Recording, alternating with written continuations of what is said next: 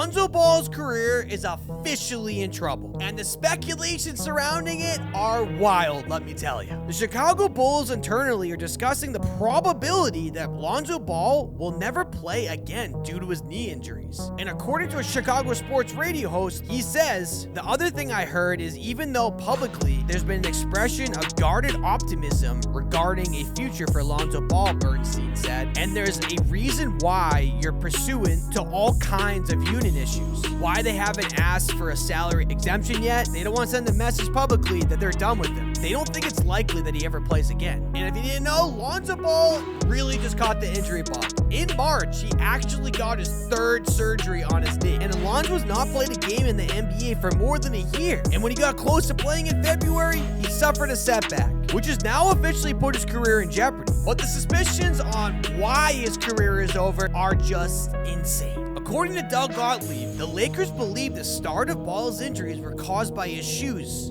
Yes, his shoes. And there's a particular thing about the shoes that make him a little different. If you remember, Ball began his professional career in Big Baller brand shoes, a sports apparel company founded by his father, LeVar. The first signature shoe, the ZO2s, launched at a retail price of $495. And Doug stated on Twitter, the Lakers believe his initial injury was caused by his shoes. BBB were complete trash. No R&D like Nikes, just thrown together. Sad, because Zoe can really play. And if you remember at the time, these shoes were heavily criticized. In addition to fulfillment issues, these shoes just fell apart on the court, figuratively and literally. The Big Baller brand dealt with several lawsuits from different types of people, different types of situations, different companies, but ultimately, the shoes were just flat out not made well, and just like a bad pair of shoes. Here's Lonzo Ball talking about them in 2019. No one knows the real story about them shoes, though. Them ZO2s I was playing in, they was not ready.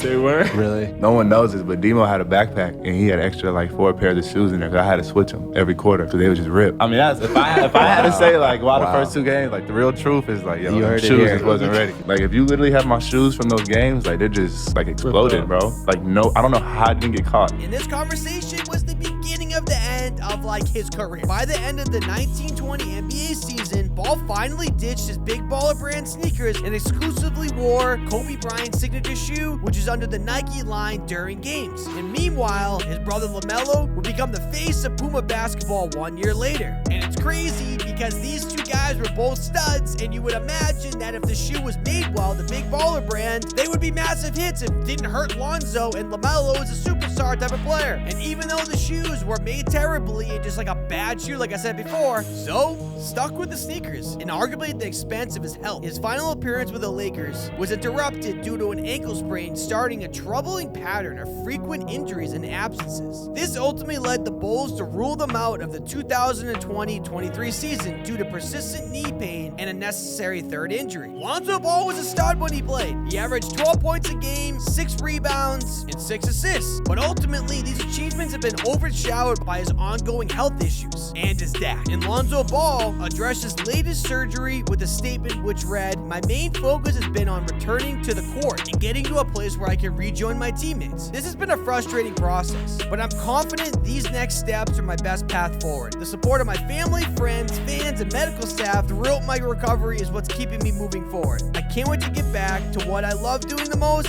basketball." What an unbelievably tough situation. And unfortunately, a lot of the times in the NBA, injuries really just get the best of you. And if it really was the shoes that derailed Lonzo's career, that is just downright